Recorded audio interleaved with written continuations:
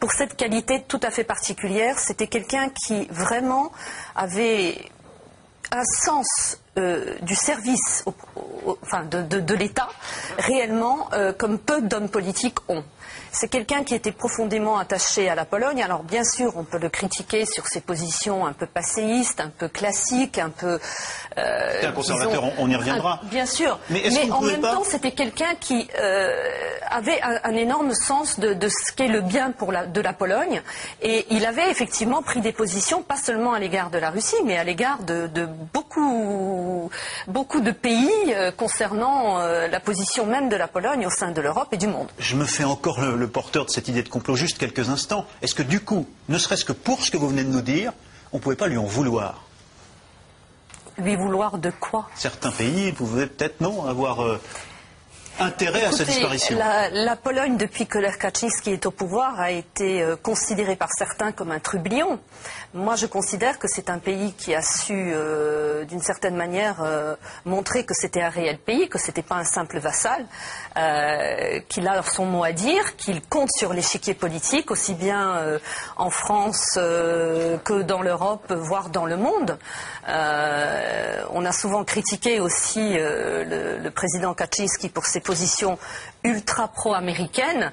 Je peux vous dire que lorsque les choses ont un petit peu changé par rapport à l'installation des missiles, les têtes de missiles en Pologne, le président Kaczyński a eu une réaction assez violente de déception. Vous voyez qu'on n'a pas tort de s'interroger, c'est des enjeux considérables, stratégiques, géopolitiques mondiaux. Bien sûr, mais je pense que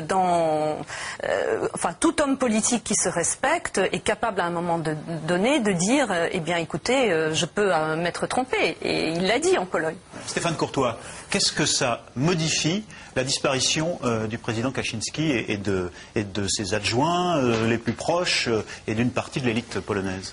On n'en sait encore rien. Il faudra un peu de patience, effectivement. Jacques Rupnik l'a dit. Bon, il y a 8 jours de deuil, il faudra voir. Je voudrais revenir sur la question précédente, parce qu'elle est quand même extrêmement importante. Des gens avaient-ils intérêt à ce que cet avion tombe? Bon.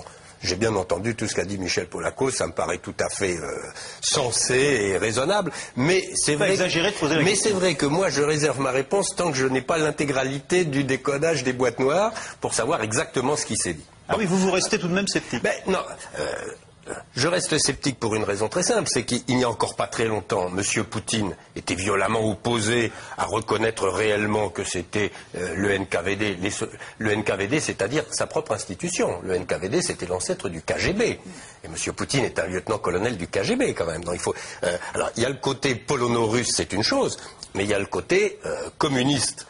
Contre la Pologne, n'oublions pas qu'en 1939, alliance avec Hitler, on détruit la Pologne. L'objectif est clair. Vladimir Poutine, encore il y a peu de temps, était très hostile à l'idée de reconnaître l'histoire, la réalité de l'histoire, c'est-à-dire que le NKVD allait au bout de... Mais il l'a même exprimé en France tout à fait publiquement. Il a publié en mai 2005, pour le 60e anniversaire de la victoire sur l'Allemagne nazie, une pleine page dans le Figaro, où il reprenait une légende du KGB, parce que le KGB, très embêté bien entendu par cette affaire de Katyn, avait créé un fonds Katyn.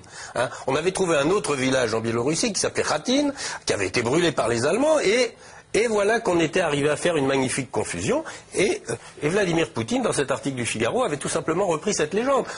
On lui avait même répondu publiquement avec un collègue sur les leçons d'histoire du professeur Poutine pour essayer de lui rappeler. Il a refusé d'impliquer l'ancêtre du KGB dans ce massacre. Non, mais attendez, cette affaire est une affaire énorme, l'affaire de Katyn. Il faut rappeler que l'affaire de Katyn a provoqué une crise diplomatique monumentale en pleine Deuxième Guerre mondiale, quand même. Bon, ça a été la décision de... 22 000 officiers intellectuels, politiques... Si vous me permettez une seconde, je suis un peu fatigué parce que les chiffres, je suis comme Michel Polaco, tenons-nous à quelques chiffres, ils sont très simples. Le 5 mars 1940, le bureau politique du Parti communiste d'Union soviétique, sous la direction de Staline, a décidé de faire fusiller 25 700 Polonais, dont 14 000 officiers, prisonniers de guerre, et 11 700 autres personnalités, responsables de la gendarmerie, agents secrets, etc. L'élite polonaise de l'époque. En particulier l'élite polonaise de l'époque, parce que ces officiers étaient pour la plupart des officiers de réserve. Donc des ingénieurs, des avocats, des médecins, etc. Bref, un peu l'élite du pays.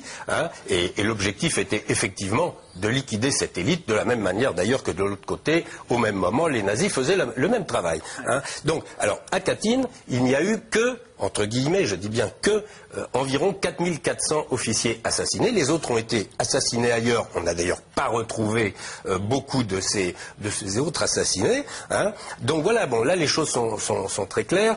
Hein. Et donc voilà, il n'y a pas de problème que depuis cette découverte de 43 par les nazis, d'avril 43, du charnier de Katyn,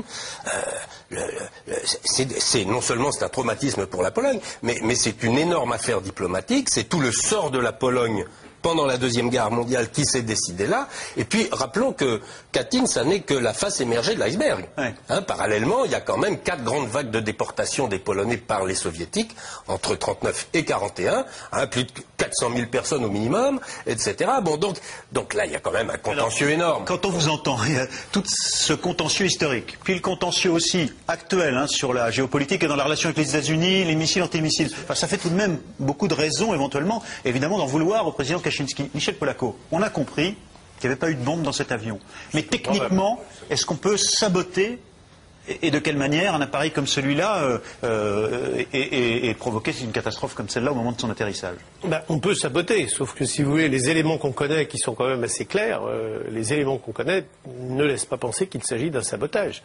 Ou alors le sabotage, c'est qu'on a demandé au commandant de bord, qui 3 jours avant conduisait le Premier ministre déjà sur le même terrain pour un premier voyage officiel et une première commémoration, aurait été convaincu de se suicider après 3 tentatives. Enfin, je veux dire, mais sinon, ça. C'est le même pilote qui s'était posé la première fois. Posé 3 jours avant. Donc, si vous voulez, ça n'a pas vraiment de sens. Alors, tout est possible. Hein, moi, je suis pas devin, mais honnêtement, ça n'a. Est-ce que je peux me permettre de vous poser une question? Moi, la seule question qui m'intéresse, parce que je suis tout à fait convaincu par ce que vous dites, mais finalement, la seule possibilité qu'il y aurait eu de faire tomber cet avion, ça aurait été de lui donner de mauvaises informations depuis la tour de contrôle. Et ça, ce sera dans les boîtes noires. Oui, bien sûr, mais à ce moment-là, il aurait fallu lui donner des informations meilleures que la réalité. Alors, les informations qu'on lui a données étaient très mauvaises. Les conseils qu'on lui a donnés, c'était de se dérouter.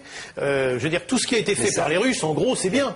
En avons-nous la confirmation absolue? Oui, on sait que les contrôleurs en route... Vous avez des informations? Non, mais c'est ça qui nous intéresse. J'ai recueilli, comme vous, comme tout le monde, évidemment, un certain nombre de témoignages, mais j'ai les noms, etc. 36 minutes avant l'arrivée à Smolensk, les contrôleurs en route ont dit à l'équipage que les conditions sont très mauvaises. Est-ce que vous poursuivez? C'est pas à eux de donner des ordres, encore une fois. Les ordres, on les donne. C'est le commandant de bord c'est lui qui donne les ordres. Son discernement. Donc voilà, simplement lui dit les conditions ne sont pas réunies, elles sont très mauvaises. Est-ce que vous poursuivez? Il décide de poursuivre. Il poursuit. C'est tout. Qu'est-ce qu'ils auraient pu faire? Aller à Moscou, aller à Minsk, attendre 1 heure, 2 heures, 3 heures, revenir à Smolensk. C'était très compliqué. Ouais. On est dans une situation où, effectivement, bon, voilà, il y a eu de la pression. Mais sinon, un missile, peut-être, mais ça va pas avec 3 remises des gaz, vous voyez. Franchement, il n'y a pas, quoi. Bon, pour vous, on a bien compris que c'était plutôt il y a un petit truc que je voulais rajouter. Les missiles dont on parle en Pologne, ce sont des missiles antimissiles. Il ne faut pas l'oublier, ce ne sont pas des missiles offensifs. Oui, mais ce n'est pas des missiles offensifs, ne l'oubliez pas. Mais ils visent donc les missiles russes éventuels, la bombe russes ou autres, mais enfin, a priori, c'est plutôt russe. Ouais. Alors, on va revenir aux conséquences politiques de cette catastrophe, avec l'incertitude qu'elle génère évidemment sur l'avenir du pays. L'intérim du pouvoir est assuré actuellement par le président du Parlement, la Diète polonaise. Parmi les 96 victimes figurait aussi le numéro 2 du Parlement, le président de la Banque centrale polonaise, le chef d'état-major des armées, on l'a dit.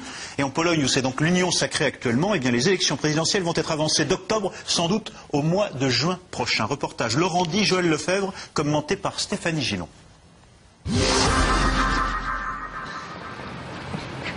Cérémonie spontanée devant la Diète, la chambre basse du Parlement. Ce matin, avant de reprendre les cours, ces lycéens du quartier sont venus rendre hommage aux députés disparus. Dans leurs mains, des tulipes rouges et blanches, aux couleurs de la Pologne, une Pologne aujourd'hui décapitée. Certes, les parlementaires se sont remis au travail.